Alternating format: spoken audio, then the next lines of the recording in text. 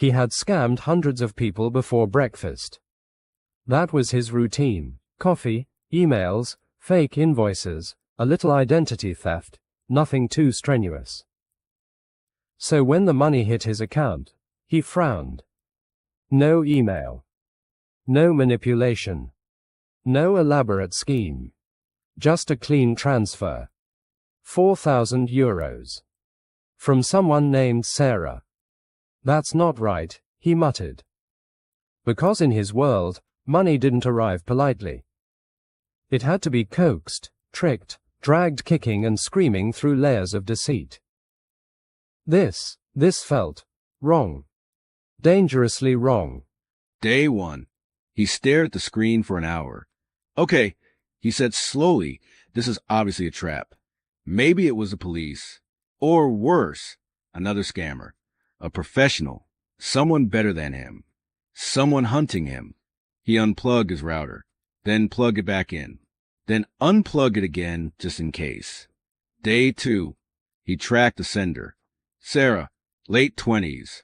Lives nearby. Social media full of plants, yoga, and pictures of a very unimpressed cat. Classic cover, he whispered. He decided there was only one thing to do. He would follow her. Carefully.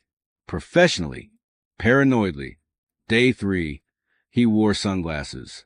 It was raining. He hid behind a lamppost. It was too thin. Sarah exited a bakery, holding croissant. She paused.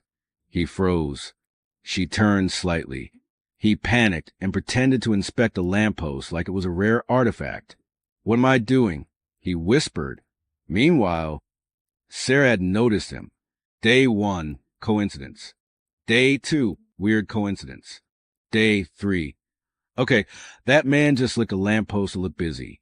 She clutched her bag tighter. Oh no, she said. I have a stalker. Day 4. He followed her into a grocery store. She noticed. She picked up a pineapple and held it like a weapon. He ducked behind a display of cereal boxes. She moved.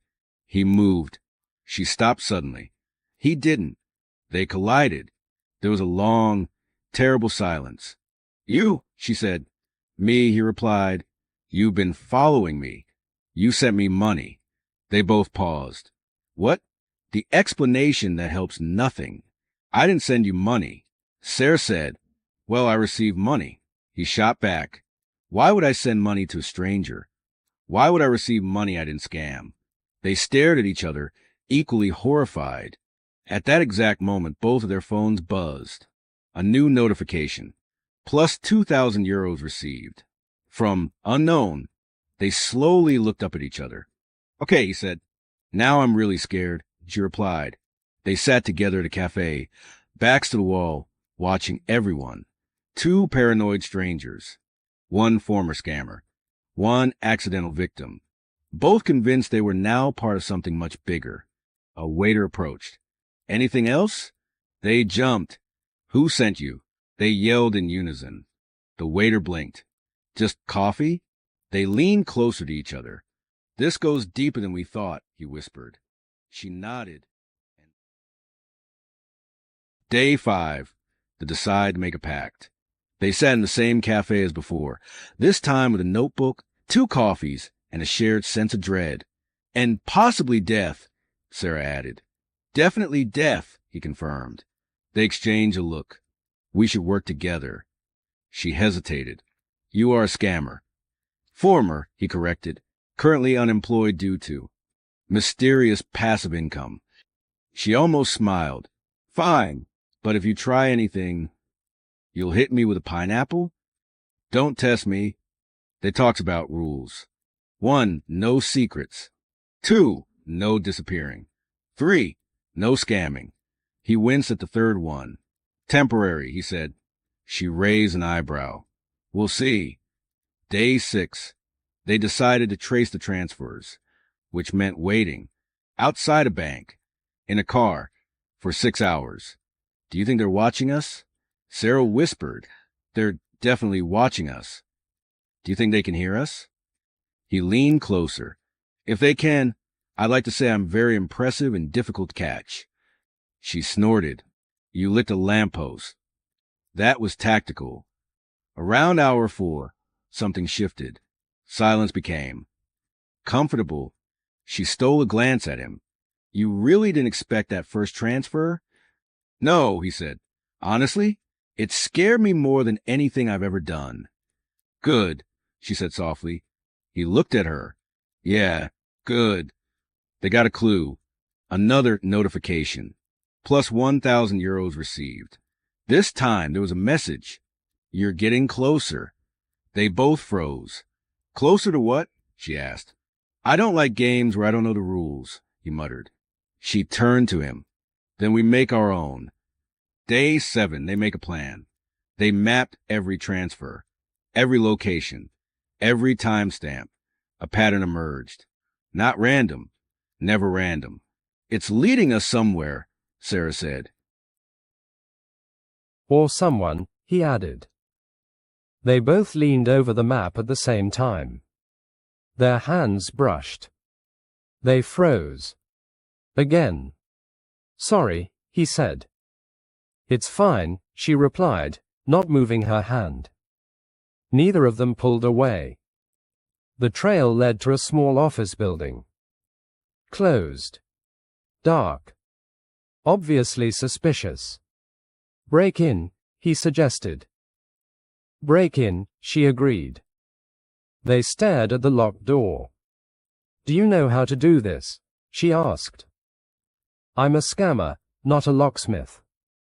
Great. 5 minutes later, they were still there. 10 minutes later, Sarah kicked the door. It opened. They blinked. That's concerning, he said. They go inside the building. They find computers, screens, files, and in the center, a single laptop. Already on. Waiting. They approached slowly. A message appeared. Right on time. Sarah grabbed his arm. This is a trap. Everything is a trap, he said. Fair. A moment later. Another line appeared. Sit. They did. Without thinking. Their hands found each other again. This time, neither pretended it was accidental. The screen flickered. A video feed started. A silhouette. Distorted voice. You've done very well. He leaned forward. Who are you? A pause. Then. Someone who believes people can change. Sarah frowned. That's creepy. Very creepy, he agreed. They're given a choice. A final message appeared. One last transfer, or the truth. Another notification buzzed on both their phones. They didn't look. Instead, they looked at each other. For once, no fear. No paranoia. Just trust. Truth, Sarah said. He nodded. Truth. The screen went black. Then. Good answer. Lights flickered on around them. Footsteps echoed. They stood up, still holding hands. Whatever happens, he said quietly, we don't run. She squeezed his hand. We don't run. The door opened. And for the first time since the money arrived, they were ready. Together.